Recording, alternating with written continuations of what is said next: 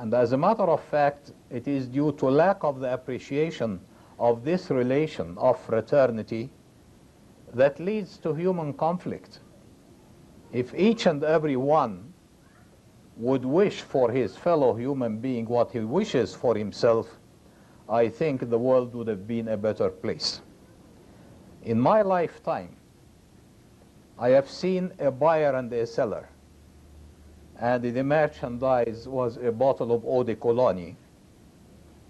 But there was fraternity in between them. They sensed that they were brothers in God. And whereas the buyer wanted to pay 16 piastres, the seller wanted to take only 14 piastres. But the buyer would say, this is how I buy it from all shops, and this is what I'm going to pay. But the seller would say, this is my merchandise. It is up to me to decide my profit and the price, and I wouldn't take more than 14. This is economy in reverse, where you would want to give the preference not to yourself, but to your brother. If humanity dealt with one another, if Muslims dealt with one another, if we in this Islamic center dealt with one another in this way, I think we would have been a very happy community. And the Prophet ﷺ, as he establishes this general fraternity between mankind and between Muslims, also gives his prescription to the unit of humanity, which is the family.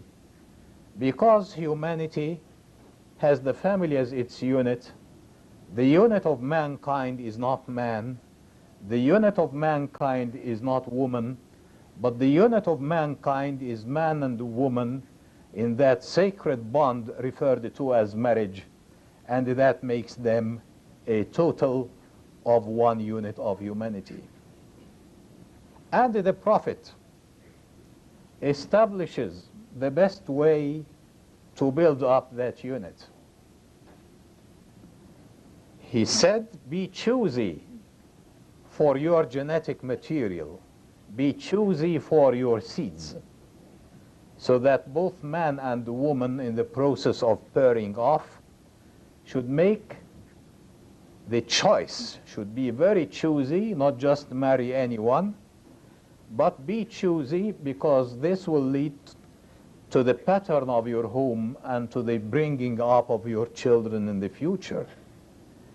And he enjoins the men in particular that women might be rich, might be of an honorable stock and family, might be beautiful, might be religious. And the first criterion the Prophet puts for the prospective seekers of a consort, of a bridegroom, to make their first criterion that the woman should have the religious integrity. And then it would be okay if she is beautiful, if she is rich, if she belongs in a large family. But the acid test is her stand on religion. And here I would like to make a comment, because in Islam, the fraternity is even extended to people who are not Muslims, and the people of the book, the Christians and the Jews, are held in high regard in Islam, and a Muslim man is allowed to marry a Christian woman or a Jewish woman. And I would like to say that it is halal, it is not haram to marry the Christian or the Jewess. But the halal is a broad spectrum. The halal is a multiple choice, and you as a Muslim should make the best of the halal choices. Although you have a wide range of lawful, you should be choosy and choose the best of the lawful. And I'm sure that every Muslim man who heeds his Islam and cares for the future of his children and insists that they become Muslims, perhaps he will find it his duty to make his choice, unless there is an otherwise a compulsion to try and choose the Muslim girl.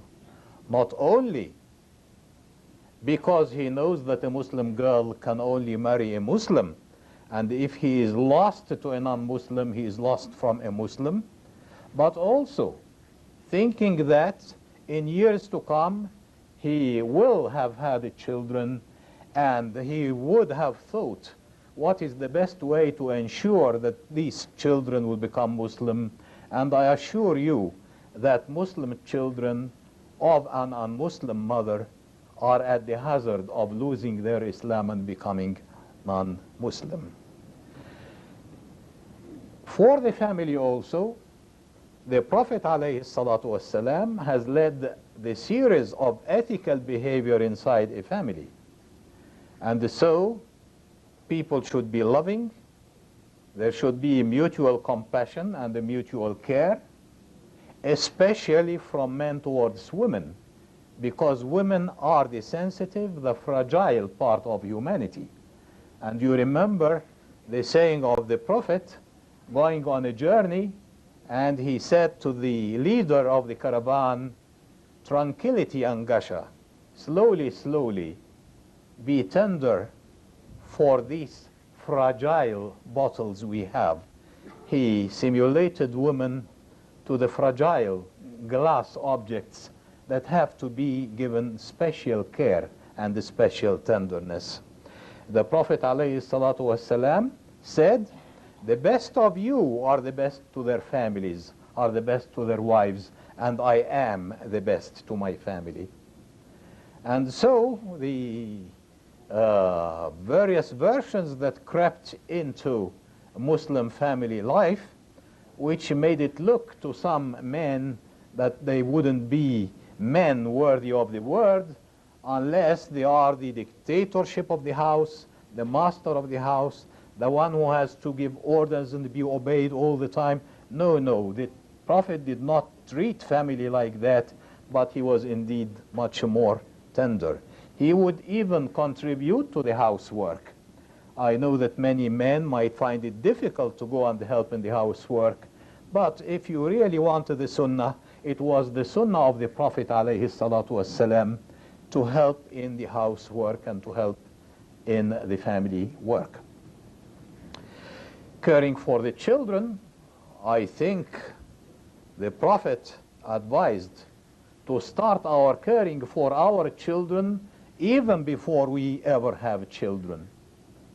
The precision and the neatness in the choice of the wife is the first step towards caring for your children.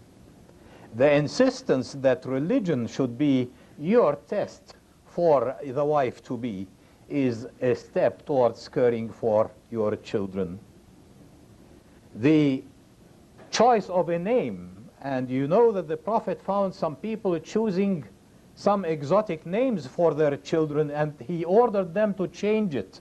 So even the choice of the name of your child is caring for your children.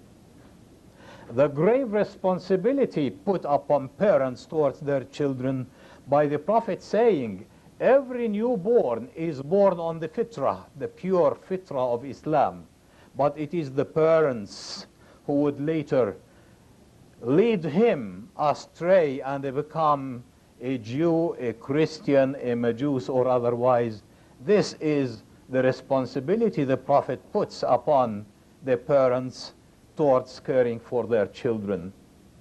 The good example you should furnish your child with is your responsibility, or else if you go astray and your children follow suit, you bear the responsibility not only for yourself, but for your children as well.